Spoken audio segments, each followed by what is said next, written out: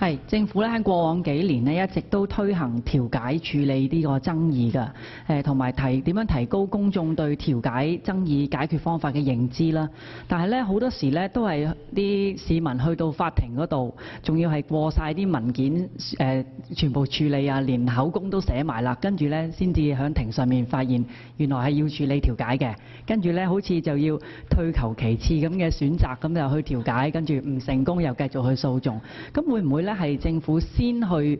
推行調解，就教導市民咧點樣係先調解後訴訟？因為而家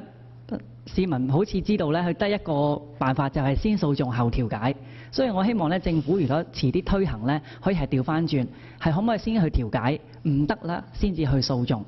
咁見到啦，喺文件上面亦都有講，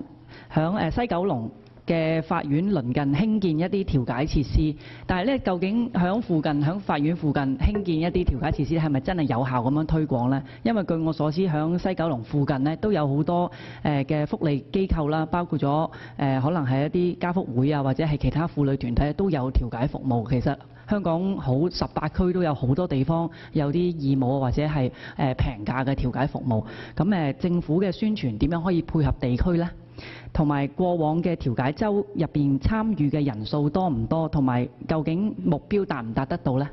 會唔會咧係考慮引進一啲叫當值調解員服務，好似而家嘅當值律師服務咁樣？其實調解員自己都係個專業啦，好似仲裁員一樣，其實都可以考慮下，可唔可以有一個當值調解員服務俾律師啊，或者係其他專業嘅調解員可以有多一個選擇？